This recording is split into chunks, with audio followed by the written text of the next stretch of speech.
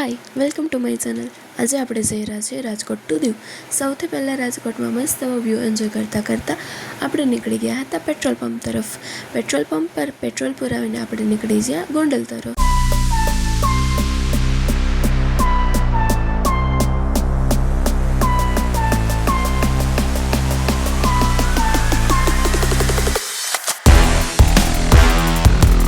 And આપણે પહોંચી ગયા હતા ગોંડલ.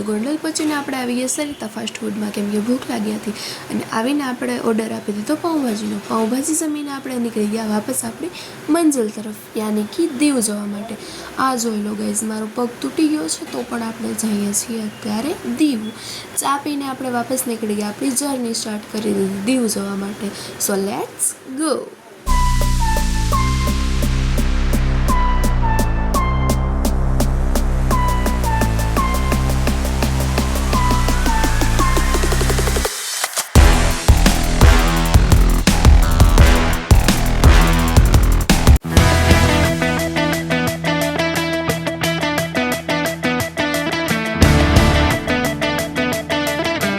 સાડા 4 વાગે પહોંચી ગયા હતા આપણે દીવ.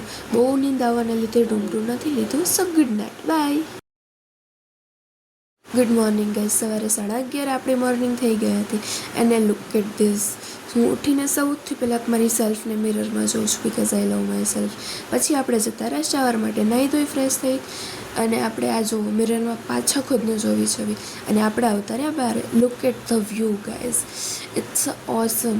આ એટમોસ્ફિયરમાં આપણે કેટલા બધા ફોટોઝ વિડીયોઝ ક્લિક કરીને આગળ ચાલ્યા. ત્યાં જો હું તમને બતાવું છું, અહીંયા આપણે રોકાણા હતા હોટેલ સફારીમાં. બેસ્ટ પ્લેસ છે વિઝિટ કરવા માટે.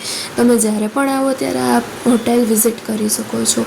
રોકાવા માટેની બેસ્ટ સુવિધા છે. એન્ડ નીકળી ગયા આપણે દીવમાં. એન્ટ્રી લઈ લીધી હતી.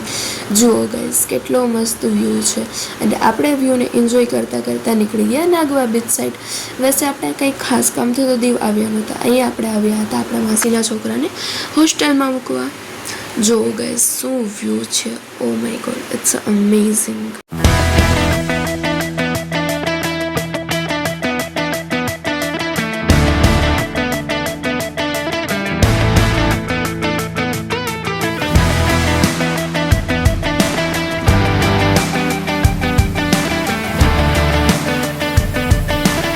આપણે પહોંચી ગયા હતા નાગવા બીચ. નાગવા બીચની સમુદ્ર લહેરો હતો જોવો ગાઈસ, એટલી મસ્ત હતી ને એમ થતું હતું કે અહીંયા જ રોકાઈશું. બટ ના, આપણે જવું પડે એમ હતું, કેમ કે માસીના છોકરાને આપણે મૂકી દીધો હતો હોસ્ટેલમાં. અને પછી આપણે રિટર્ન થઈ ગયા રાજકોટ જવા માટે. રાજકોટ જવા માટે આપણે નીકળી ગયા હતા. એન્ડ જો રસ્તામાં તો વરસાદ પણ ચાલુ થઈ ગયો. એન્ડ આવા વરસાદમાં હું બનાવવા લાગી રીલ્સ.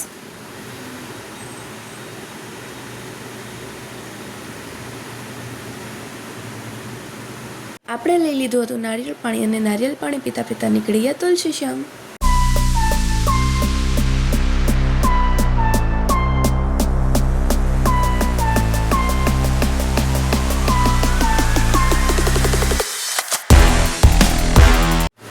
એન્ડ આ મસ્ત મજાનો વ્યૂ એન્જોય કરતાં કરતાં આપણે જવા લાગ્યા હતા તુલસી શ્યામ બાજુ. તો ચલો જઈએ તુલસી શ્યામ.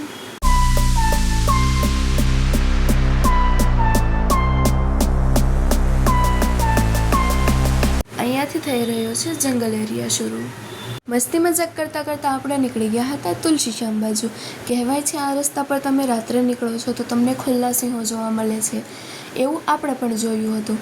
એનિમલ્સ છે, બર્ડ્સ છે, એવું બધું એ તમને બતાવીશું આગળના વ્લોગમાં. એ જોવા માટે બન્યા રહો મારી સાથે મારા વ્લોગમાં.